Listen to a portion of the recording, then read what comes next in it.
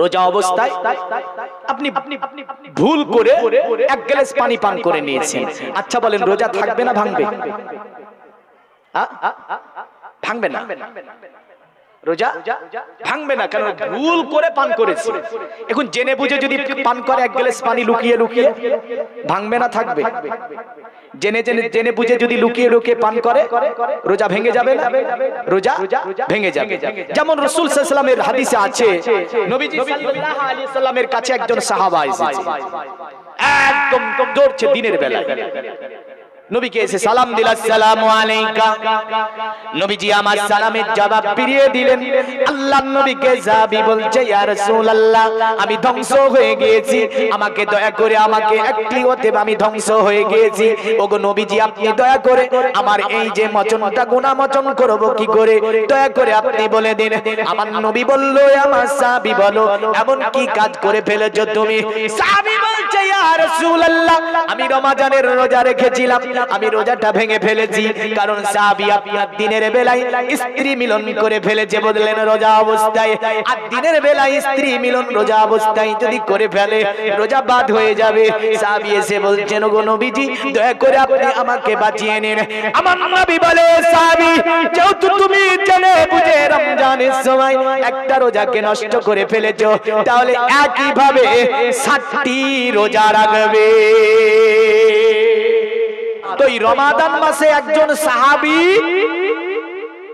দিলের খোয়েশকে কন্ট্রোল করতে না পেরে রোজা ভেঙে ফেলেছে। তো নবীজি বললেন 7টা রোজা রাখতে হবে। কটা রোজা রাখতে হবে? একটার বিনিময়ে কটা? 60টা। সাহাবী বলছে, ইয়া রাসূলুল্লাহ রমজান মাসে 30টা রোজার মধ্যে থেকে আমি একটা রোজায় দেব, এর মধ্যে তো রোজা ভেঙে গিয়েছে। ইয়া রাসূলুল্লাহ ইয়া হাবিবাল্লাহ নবীজি আপনি বলছেন একটার বিনিময়ে 60টা রোজা রাখতে হবে, আমি সাহাবী যে 60টা রোজা রাখতে পারবো না। আল্লাহর নবী বললেন, এ সাহাবী তুমি যদি 60টা রোজা রাখতে না পারো তাহলে 3টি গোলাম আযাদ করতে হবে। আল্লাহর নবীকে সাহাবী বলছে, ইয়া রাসূলুল্লাহ ইয়া হাবিবাল্লাহ ওগো নবীজি আমি যে অতএব বড় গরিব মানুষ, কারণ আমার কাছে এমন কোনো অর্থ নাই যে আমি 3টি গোলাম আযাদ করতে পারবো। বিশ্বনবীকে বলছে, ইয়া রাসূলুল্লাহ এটাও আমি করতে পারবো না। আমার নবী বলেছিল, সাহাবী আমার সাহাবী যদি তুমি 3টি গোলাম আযাদ করতে না পারো তাহলে একটা রোজার বিনিময়ে তুমি তাহলে 60টা মিসকিনকে 3 বেলা পেট ভরে খাবার দিয়ে দাও। ওই সাহাবী হুজুর বলছে, ইয়া রাসূলুল্লাহ ইয়া হাবিবাল্লাহ শরীয়তের 3টি মাসালার মধ্যে আমি সাহাবী একটাও করতে পারবো না। জোরে বলেন সুবহানাল্লাহ। নবীর দরবার ছিল, কারণ ওটা রাহমাতুল লিল আলামিনের দরবার।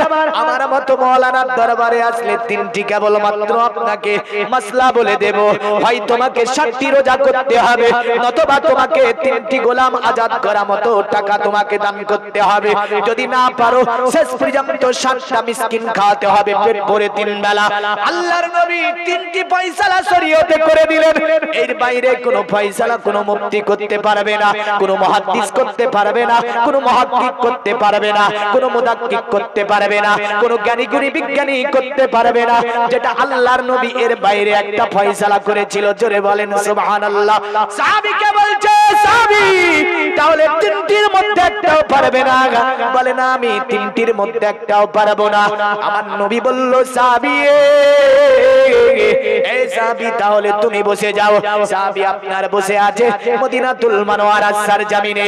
একজন ব্যক্তি হাঁটাই করে বললেন, একটা পাত্রতে করে ভালো ভালো খাজুর মাথায় করে নবীজির দরবারে নিয়ে হাজির করলো। আল্লাহর নবী তাকে জিজ্ঞাসা করলেন, বলো তো এটা কিসের মাল? বলল, ইয়া রাসূলুল্লাহ এটা হচ্ছে সাদকার খাজুর। কিসের? নবীজি সাদকার মাল জীবনে খাননি। সুবহানাল্লাহ।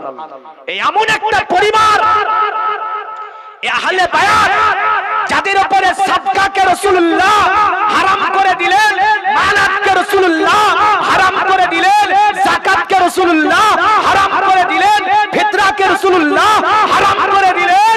এই শরিয়া শরিয়াত বংশের উপরে, নবী বললে আমার শরিয়াত বংশের উপরে ভিক্ষা করা, হাত পেতে চাওয়া, সাদকা, মানাত, ওয়াসুল, যাকাতের মাল, ফিতরার মাল আমার বংশের মানুষের উপরে আমি নবীজি হারাম করে দিলাম। জোরে বলেন সুবহানাল্লাহ। এ কত পবিত্র পরিবার, যে পরিবারকে নিয়ে পবিত্র কোরআন সাক্ষী দিচ্ছে। ইন্নামা ইউরিদুল্লাহু লিইজহিবা আনকুমুর রিজসা আহলাল বাইত ওয়া ইউতাহিরুকুম তাতহীরা। জোরে বলবেন না সুবহানাল্লাহ। নিশ্চয় আমি আহলে বায়াতকে সমস্ত প্রকারের নাপাকি থেকে আমি আল্লাহ পবিত্র করে রেখেছি। জোরে বলে, সমস্ত নাপাকি থেকে আমি আল্লাহ পবিত্র রেখেছি আহলে বায়াতকে। আর মুহাম্মদ সাল্লাল্লাহু আলাইহি ওয়াসাল্লামের পবিত্রতার কথা একটুখানি বলে দিই। আচ্ছা বলেন তো, আপনারা যদি সকলে মিলে মনে করেন দুনিয়ার সব মানুষগুলো যে আল্লাহকে দেখবো, সম্ভব কি সম্ভব নয়? সম্ভব। দুনিয়ার যত রাজা, মন্ত্রী, এমএলএ, এমপি আছে, যত জ্ঞানী গুণী বিজ্ঞানী আছে, যত মনীষী জ্যোতিষী আছে, যত ঝোষী আছে, সবগুলো একদিকে হয়ে যদি বলে একটা নবী বানাবো, পারবে? পারবে না? কেউ যদি মনে করে স্কুল কলেজ ইউনিভার্সিটি যত অনেক শিক্ষা দীক্ষা অনেক কিছু আপনার জাদু মন্ত্র ও কিছু দিয়ে একটা নবী বানানো যাবে? যাবে। কারণ এগুলো সম্ভব নয় দুনিয়া থেকে। আচ্ছা বলেন তো, দুনিয়ার কেউ আল্লাহকে কেন দেখতে পাবে না? পাবে না, ওটা তো সবাই বলতে পারে। এটা তো সহজ প্রশ্ন যে আপনারা বলে দিলেন না পারবে না, কিন্তু কেন দেখতে পারবে না?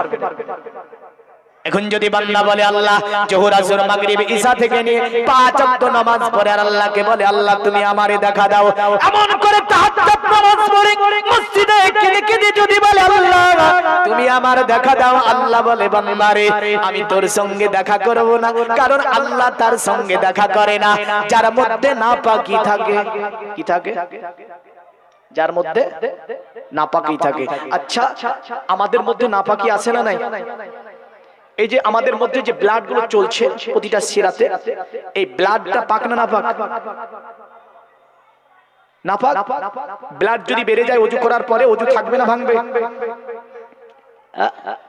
এক ফোঁটা পরিমাণ যদি বেরিয়ে যায় এই ব্লাড, তাহলে যেটা এক দিরহাম পরিমাণ জায়গাকে জোরে নিতে পারবে, তাহলে বলছে ওযু ভেঙে যাবে। আচ্ছা বমি হলে ওযু থাকবে না ভাঙবে? আরে ওযু তো ওযু, রোজা ভেঙে দেয়। মুখ ভরে যদি বমি উঠে রোজা ভেঙে যায়। এমন করে পেশাব পায়খানা করলে ওযু থাকে না ভাঙে? আই থাকে না ভাঙে? ওযু ভেঙে যায়। তাহলে আমাদের বাহ্যিক যদিও পবিত্র আছে, আভ্যন্তরীণ সব নাপাকে ভরা। আল্লাহ বলে যে বস্তুর মধ্যে নাপাকি থাকে আমি আল্লাহ তাকে দেখা করি না, কারণ তিনি এমন একটা সত্তা, এমন তিনি পবিত্র। কিন্তু আমার নবী আল্লাহরে দেখেছে না দেখেন? এই জোরে বলেন, আল্লাহকে দেখেছে না দেখেনি? এই নবী দেখেছে না দেখেনি? আর আয়াত রাব্বি হাদিসে আসছে কি আসানিস সুরাত, আমি আমার আল্লাহর কুদরতি চেহারাতে আমার চোখ দিয়ে আমার আল্লাহকে আমি দর্শন করেছি। জোরে বলেন। তাহলে নবী যদি আল্লাহরে দেখে থাকে, নবী কত পবিত্র! নবীর বাহ্যিক পবিত্র, আভ্যন্তরীণ পবিত্র। নবী পাকের বিরাট মোবারক, পোশাক মোবারক, পাখানা মোবারক, এমন করে বাইরে থেকে নিয়ে ভিতর সমস্তই পবিত্র হচ্ছে মুহাম্মদুর রাসূলুল্লাহ সাল্লাল্লাহু আলাইহি ওয়াসাল্লাম। এই কারণে আমার নবী আল্লাহরে দেখতে পেয়েছে। আমরা পারবো? পারবো না। তাহলে নবীর দরবারটা হচ্ছে এমন দরবার যে দরবারকে নিয়ে বলা হয়েছে জান্নাতের চেয়েও উত্তম। জোরে বলেন। দরবারটা কি? দরবারটা হচ্ছে জান্নাতের চেয়ে উত্তম। তাই একজন ঋষি আপনার সনাতন ধর্মে ভবিষ্যৎ পুরাণের মধ্যে ঋষির নাম ছিল ভোজরাজ ঋষি। বিখ্যাত জ্ঞানী, বিখ্যাত গুণী, বিখ্যাত পণ্ডিত মানুষ ছিলেন। বাড়ি ছিল আপনার কোথায়? যোগীর রাজ্যে। যার বাড়ি ছিল বর্তমান যোগীর রাজ্যে মুসলমানদের প্রতি ব্যাপক অত্যাচার। মুসলমানদের অনেক মসজিদকে বিলডাজার দিয়ে ভেঙে দেওয়া হয়েছে, একাধিক মাদ্রাসায় তালা মেরে দেওয়া হয়েছে, একাধিক মসজিদের গেটে তালা মারা হয়েছে। মুসলমান কিছুই করতে পারেনি। আজকে আমরা যদিও ভাবি যে আমরা কিনা হয়ে গিয়েছে আমাদের, মনে রাখবেন এই করে ভারতবর্ষের সারজমিনে একাধিক মসজিদ বন্ধ হয়ে পড়ে আছে, একাধিক মাদ্রাসা বড় হয়ে বন্ধ হয়ে পড়ে আছে।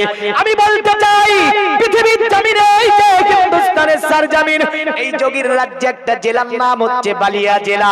এই বালিয়া জেলা, এই বালিয়া জেলার রাজার নাম ছিল রাজা ভোজরাজ। এই ইতিহাসটা আমি বলি না, এই ইতিহাসটা একসময় ভারতবর্ষে আগমন হয়েছিল আর্য জাতিদের। আর্য জাতিদের বিখ্যাত ঐতিহাসিক, বিখ্যাত দার্শনিক, যার নাম ছিল লালা হংসরাজ। এই লালা হংসরাজ একসময় আপনার এই যে উত্তরপ্রদেশে বালিয়া জেলার একটা মন্দিরের মধ্যে একটা লাইব্রেরি দেখতে পায়। ওই লাইব্রেরিতে তথ্য সংগ্রহ করতে গিয়ে আজ থেকে 1500 বছর আগের একটা চিঠি পাওয়া যায়, যে চিঠিটা লেখা ছিল রাজা ভোজরাজের। আর ওই চিঠির কিছুটা অংশ বর্তমান আপনার সনাতন কিতাব, কিতাবটির নাম হচ্ছে ভবিষ্যৎ পুরাণ। যদিও পুরা সনাতন ধর্মটা বেদ থেকে চলে না, রামায়ণ থেকে চলে না, বাইবেল গীতা থেকে চলে না, এমন করে তারা আপনার মহাভারত থেকে চালায় না, কারণ পুরা সনাতন ধর্মটা বর্তমানে চলে যে কিতাব দিয়ে, কিতাবটির নাম হচ্ছে ভবিষ্যৎ পুরাণ। আর এই ভবিষ্যৎ পুরাণটা লেখা কার?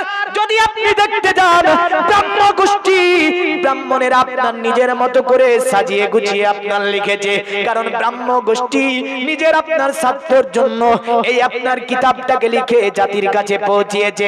এই কারণে দীনকৃষ্ণ ঠাকুর একটা কথা বলল যে গাঁজা বেশি খেয়ে সনাতন ধর্মের যে কিতাবটা লেখা হয়েছে, ওই কিতাবের নাম হচ্ছে ভবিষ্যৎ পুরাণ।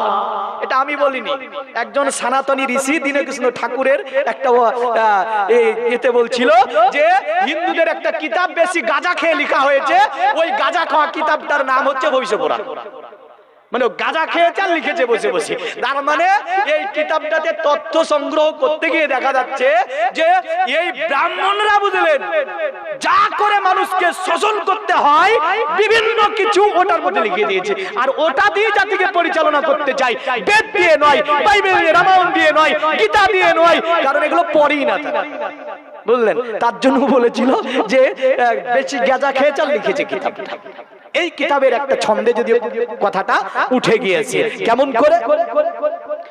আজ থেকে 1500 বছর আগে ওই জায়গার আপনার বালিয়া জেলার এই বাদশা আপনার বলেছিল কি জানেন? মহান পণ্ডিত ছিল তিনি, বিভিন্ন কিতাবের মহান পণ্ডিত। তিনি বলছেন নমস্তে পিরিজানা, প্রণাম জানাই তোমাকে এ মরুস্থলে আগমনকারী পবিত্র সত্তা। প্রণাম জানানো এটা কার নীতি? কার নীতি? না মুসলমানের? মুসলমান বলবে কি? সালাম দেবে আর প্রণাম জানাবে অন্য ধর্মে। রাসূল বলেছে মান তাসাব্বা বিকওমিহি ফাহুয়া মিনহুম, যে জাতির সঙ্গে তোমার আদর্শকে মিলিয়ে চলবে ওই জাতির সঙ্গে তোমাকে কিয়ামতে উঠতে হবে। বলল শুনে রেখে দাও, দুনিয়ার জমিনে আমি ওই ব্যক্তিকে প্রণাম করি যিনি চন্দনাদি ভিরি ভার্য, যিনি অতি চন্দনা কাঠ, যেমন অতি পবিত্রতম একটা কাঠ দেখবেন তারা একটা তিলক দেয়, দেওয়ার পরে ছোট্ট করে তিলক দিয়ে দেয়, কারণ ওই কাঠগুলোকে গুঁড়ো করা হয়, তিলকবাজি করা হয়। জানি আপনার বেদাব জানিয়ে আপনার তাদের কিতাব অবতার কলির কলকি পুরাণের মধ্যে আছে দেবাধরমা কিদ্র যুগা দেবালাকাশে চারা পুষ্টা পুষ্টা সন্তুষ্ট কলকরা জনি চাবুবা নানা দেবা দিলিঙ্গে সুবসানে বসিতে সুচা ইন্দ্র জালি বুদ্ধাতি কল্পকা পূজা কা জানানা সমতে। এমন একজন ব্যক্তি আসবে যিনি এই তিলক দেওয়াকে বন্ধ করে দেবে, এই চন্দনা কাঠ দিয়ে তিলক দিয়ে এই ইন্দ্র জালিকদের গল্প কাহিনী দিয়ে মানুষকে ভুলিয়ে ভালিয়ে রাখা যাবে না। তিনি আর অন্য কেউ নয় গো, তিনি হচ্ছেন আল্লাহর নবী মুহাম্মদুর রাসূলুল্লাহ সাল্লাল্লাহু আলাইহি ওয়াসাল্লাম। তাই ওই রাজা ভোজরাজ বলেছিল অতএব তুলিল্লান্তরে মিলচ্ছ আচার্যেন সম্ভাবিত মহামাদিতি খ্যাত শিক্ষক সম্ভাবিত অতএব এ দুনিয়ার মানব আমি রাজা ভোজরাজ অতএব আব্দুল্লাহর ছেলে যে মরুর প্রান্তরে এসেছে তার আমি পুরো অতএব পুরো ঘটনাটা দেখেছি আমি 6 জন দূতকে আরবে পাঠিয়ে তার পুরো ডিটেইলসটা জেনে নিয়েছি অতএব তিনি নিঃসন্দেহে জাদুকর নন নিঃসন্দেহে তিনি কবিরাজ নন নিঃসন্দেহে কোন জ্যোতিষী মনোঋষি নন নিঃসন্দেহে তিনি আল্লাহ পাকের পয়গম্বর তাই আমি হিন্দুস্তানের সরজমিন থেকে আমি রাজা ভোজরাজ তিনাকে শ্রদ্ধা জ্ঞাপন করি আর তিনার কলেমা লা ইলাহা ইল্লাল্লাহু মুহাম্মাদুর রাসূলুল্লাহ পরে আমি ইসলাম ধর্ম গ্রহণ করে নিলাম।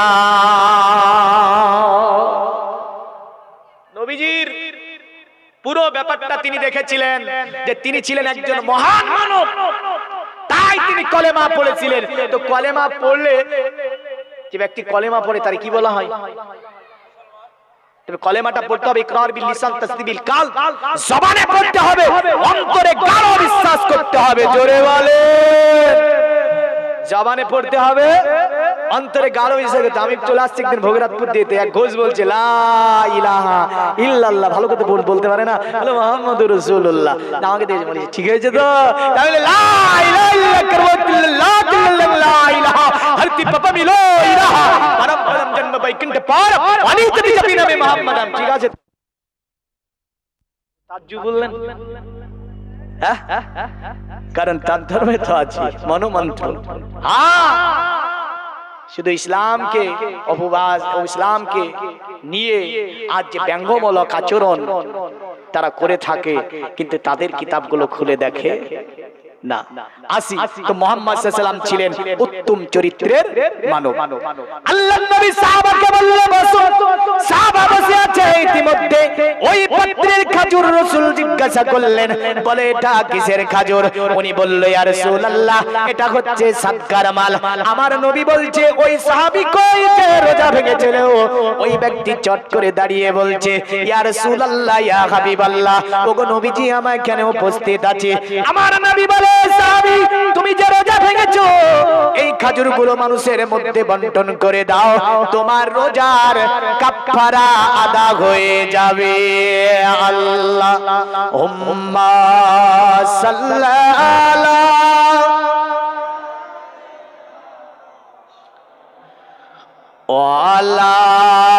আলাইহি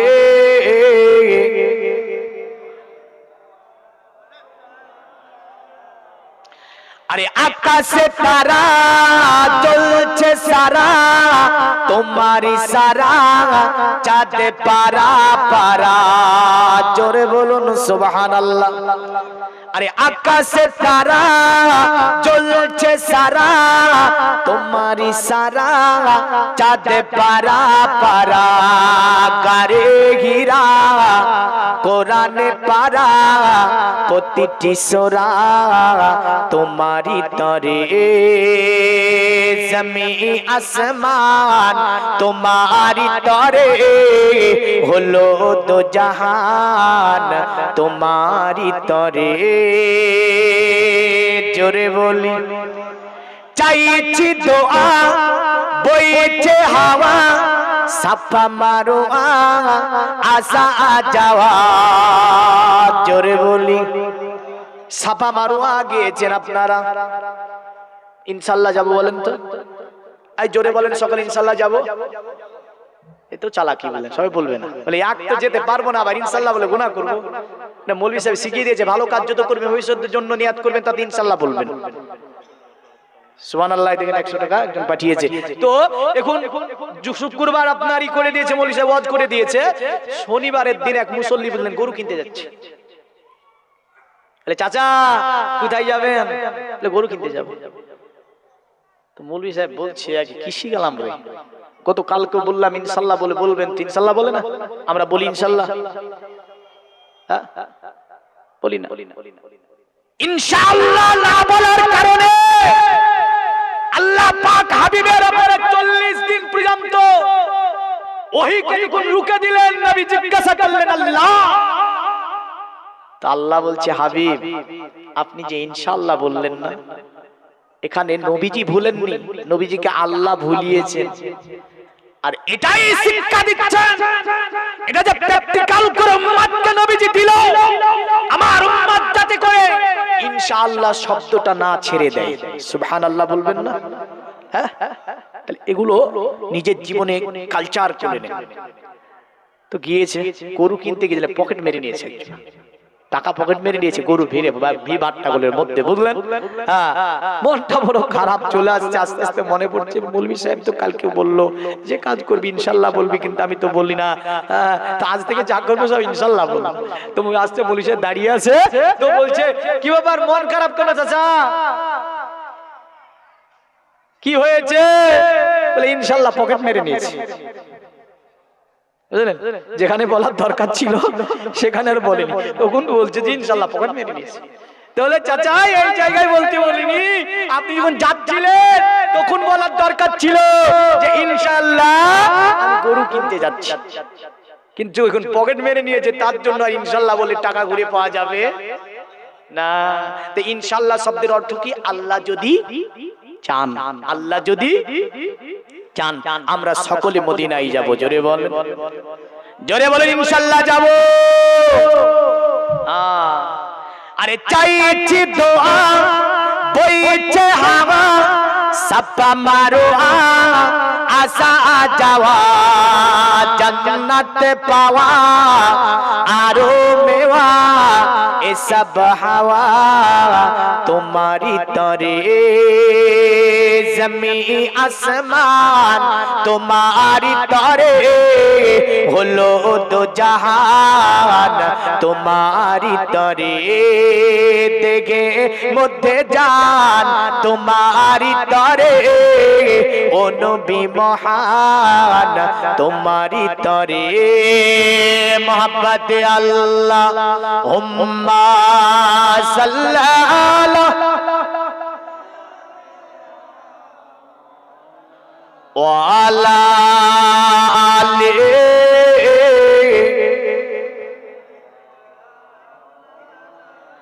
আল্লাহ নবী সাহাবাকে বললেন, হে সাহাবী এগুলো তুমি বন্টন করে দাও, তোমার সাথে এই যে রোজার কাফারা হয়ে যাবে।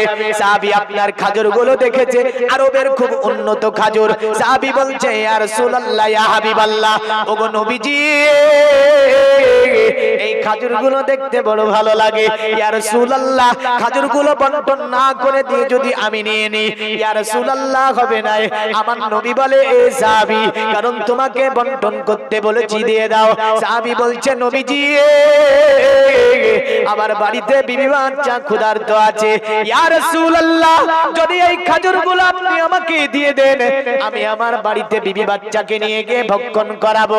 আল্লাহর নবীর দরবার, রাহমাতুল লিল আলামিনের দরবার, যে দরবার থেকে শরীয়তের জন্ম হয়েছে, যে দরবার থেকে আপনার শরীয়ত তৈরি হয়েছে, যে দরবার থেকে উম্মতের জন্য কানুন তৈরি হয়েছে, যে দরবার থেকে আমার আল্লাহ রাব্বুল আলামিন ইসলামকে চতুর্দিকে বিস্তার করিয়েছেন, এই দরবারে সাহাবী বলছে ইয়া রাসূলুল্লাহ এগুলো বন্টন না করে যদি বিবি বাচ্চার জন্য নিয়ে যায়, বলুন কাফারা হবে কিনা?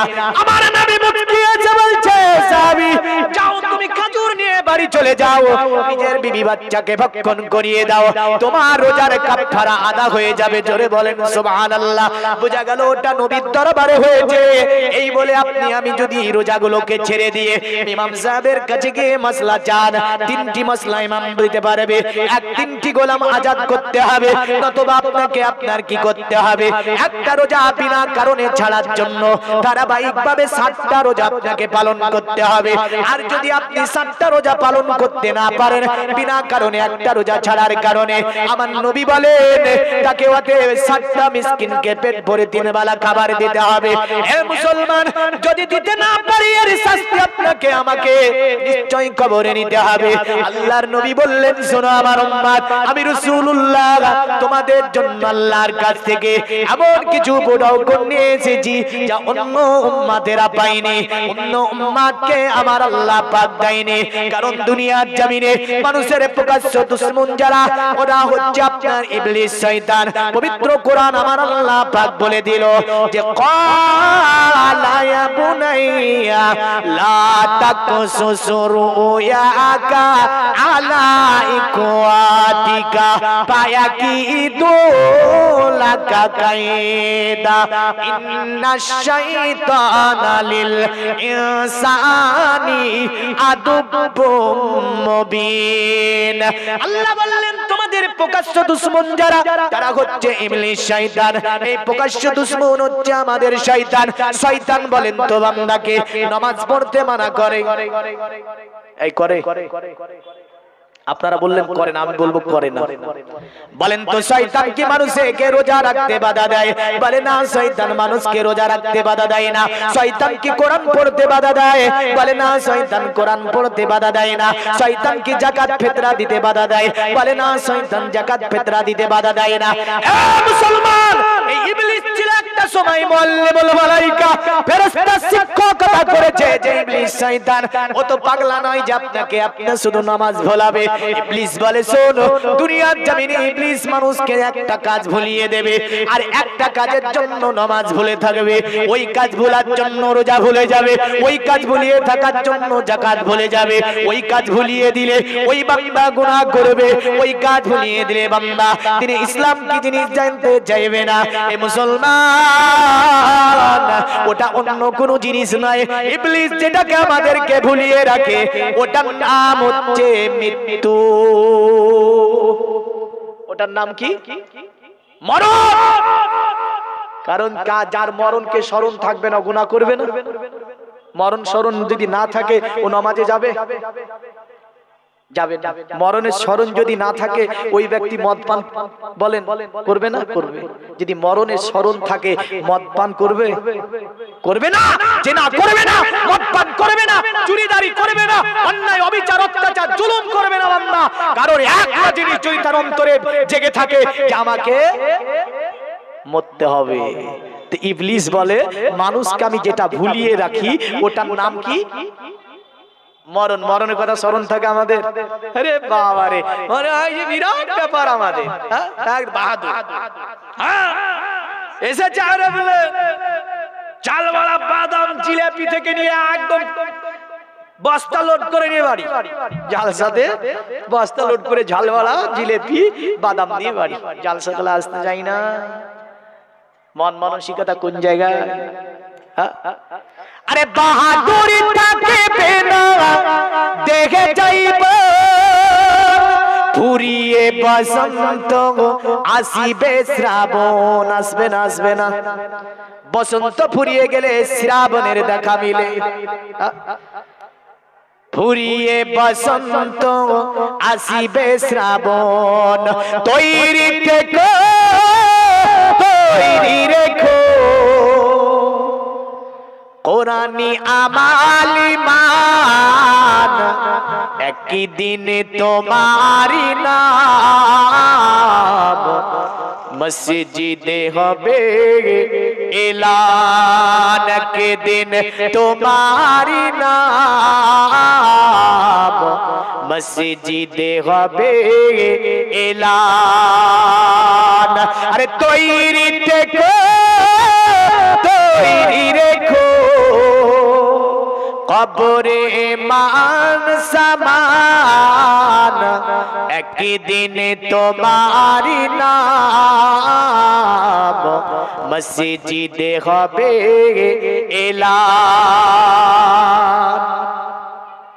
একই দিন তোমাকে পরিয়ে কাপড়, আত্মীয় স্বজন করবে দাফন। করবে না? করবে না? একদিন তোমাকে পরিয়ে কাফন আত্মীয় স্বজন করে বেদাফন হঠাৎ চলে যাবে আদরের দান প্রিয় মা বাবার ভাসিয়ে নয়ন তৈরি থেকো তৈরি রেখো সুন্নতি আমাল ইমান একদিন তোমারি নাম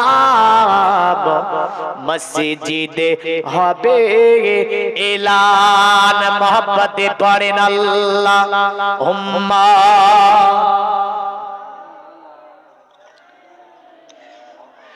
মাওলানা ওয়ালা আলি সাইয়্যিদিনা মাওলানা পৃথিবীর মুমিন মুসলমান শয়তান মানুষের প্রকাশ্য দুশমন এই শয়তান বান্দাকে যেটা ভুলিয়ে রাখতে চায় ওটার নাম হচ্ছে মৃত্যু আর মৃত্যু যদি বান্দা ভুলে থাকে নিজের আত্মাকে কন্ট্রোল করতে পারবে না আর এই নাম এমন একটি জিনিস বুঝলেন এর মধ্যে দুটি জিনিস বসবাস করে শ্রী অরবিন্দ ঘোষ আত্মাকে নিয়ে গবেষণা করলো এমন করে মেডিকেল সায়েন্স আত্মাকে নিয়ে গবেষণা করতে গিয়ে যা আপনার ওই গবেষণা গন্তব্য স্থানে পৌঁছাতে সক্ষম হলো না আদম নবী থেকে নিয়ে যত বিজ্ঞানী এসেছে ঋষি মুনি মনীষী এসেছে সকলে গবেষণা করেছে আত্মা কি জিনিস বুঝতে সক্ষম হননি শেষ পর্যন্ত এই ফয়সালাটা যে কিতাব দিয়ে দিয়েছে এটা আপনার বেদ দিতে পারেনি মহাভারত রামায়ণ দেবাস্তা ত্রিপিটক গীতা দিতে পারেনি এই কি আপনার ফয়সালা যিনি দিয়েছে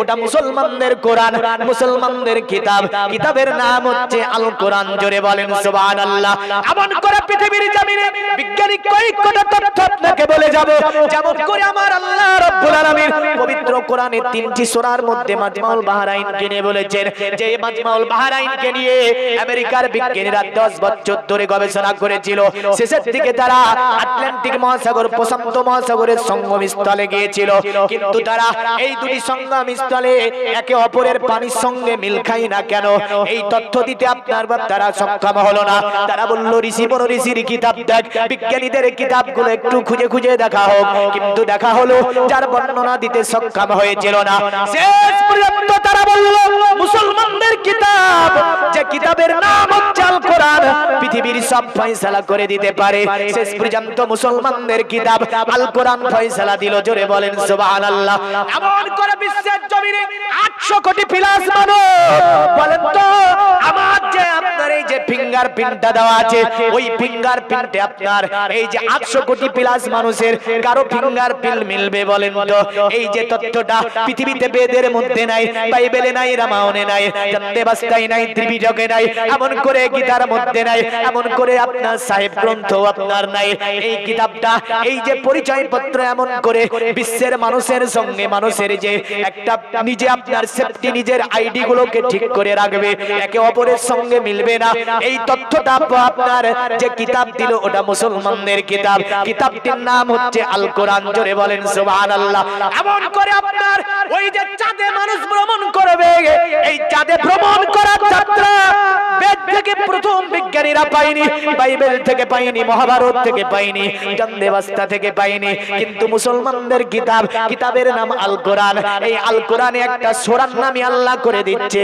সূরাতুল কামার চাঁদের নামে একটা সূরা আমার আল্লাহ নাজিল করে দিচ্ছে জোরে বলেন সুবহানাল্লাহ এমন করে দুনিয়ার জমিনে এরোপ্লেন বলুন না কেন জাহাজ ট্রেন বলুন না কেন পৃথিবীতে যত বিজ্ঞানিক উন্নত মানের যন্ত্রপাতি প্রজেক্ট গুলো তৈরি করেছে সব অন্য কোন ধর্মের কিতাব থেকে নাই সবগুলো মুসলমানদের কিতাব আল কোরআন থেকে কিন্তু আজকে যদি কোন ভ্যান চালক কোরআনের ভুল ধরতে যায় বলেন তো ওই ব্যক্তির মতো আপনার ওই ব্যক্তির মতো শয়তান পৃথিবীতে আর কেউ হতে পারে না পারে এখন ভ্যান চালককে যদি আপনার জাহাজে উঠিয়ে দিয়ে বলে পাইলট বানিয়ে দেয় জাহাজ উঠে যাবে আকাশে উঠবে না সমুদ্রে যাবে আকাশে তো উঠবে না কারণ ভ্যান চালায় বুঝলেন আর ভ্যান চালাকে জাহাজ চালাতে দিয়েছে তো কোন দিকে যাবে বুঝতে পেরেছেন এর আগে একজন বদমাইশ ওই যে কোরআনের কথাগুলো বলেছিল তো জানেন না 4 পর্যন্ত পড়েছে ওর ভাষাগুলো শোনেন না না ভাষা জানে না না বলতে পারে। তো এই ব্যক্তি আর কি করবে বলেন? কিন্তু বিজ্ঞান গবেষণাগারে উচ্চ জায়গায় যে কিতাবটাকে স্ট্যাম্প করা দেওয়া হয়েছে, ওই কিতাবটার নাম হচ্ছে আল কোরআন। জোরে বলবেন। এই কারণে পৃথিবীর জমিনে আপনার বিখ্যাত বিজ্ঞানী যারা নাম নিউল্যান্ড দা ভিঞ্চি আল কোরআন তিনি পড়তে পারতেন, কোরআনের মানে বলতে পারতেন। এমন করে বিখ্যাত বিজ্ঞানী যারা নাম আপনার গ্যালিলিও গ্যালিলি তিনি কোরআন পড়তে পারতেন, মানে বলতে পারতেন। এমন করে দুনিয়ার জমিনে নীল আর্মস্ট্রং তিনি কোরআন পড়তে পারতেন, কোরআনের মানে করতে পারতেন। যে বিখ্যাত চিকিৎসা বিজ্ঞানী ইবনে সিনা কোরআন পড়তে পারতেন, কোরআনের মানে বলতে পারতেন। এমন করে দুনিয়ার জমিনে ওই যে আপনার ওই আমেরিকার বিখ্যাত একজন বিজ্ঞানী যিনি আল কোরআনের ব্যাখ্যা করতে গিয়ে ইসলাম ধর্ম গ্রহণ করেছিলেন, যার নাম ছিল নরেন্দ্র বাসিং, তিনি কোরআনের আপনার ভুল ধরতে গিয়ে নিজে ইসলাম ধর্ম গ্রহণ করে নিয়েছিল।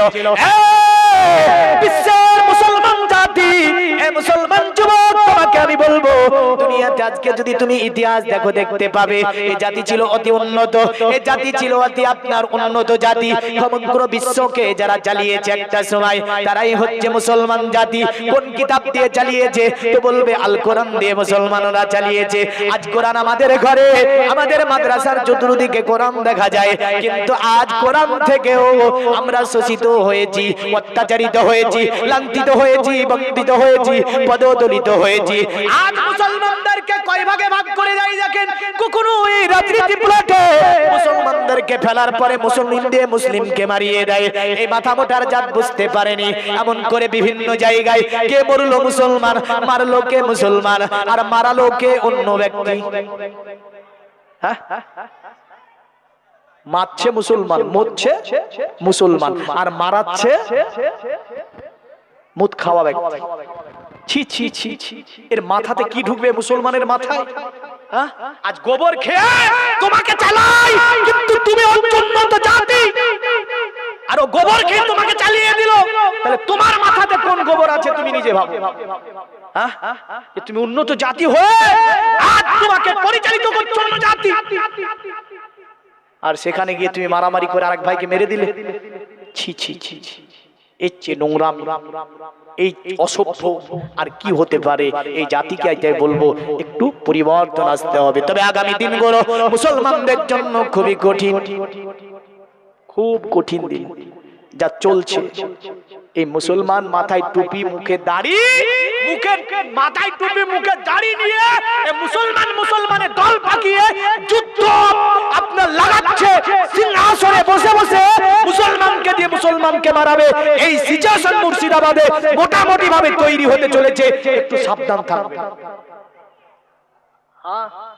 মুর্শিদাবাদে এই সিচুয়েশন তৈরি হতে চলেছে, সোশ্যাল মিডিয়াতে যা দেখছি। আল্লাহ হেফাজত করে আমার এই জাতিকে। সকলে বলুন আল্লাহুম্মা আমিন। খবরদার না, কারণ আমরা এক ছাতনার নিচে যদি থাকি তাহলে আমাদেরকে কেউ মারতে পারবে? পারবে না। এক ছাতনার নিচে থাকার চেষ্টা করুন।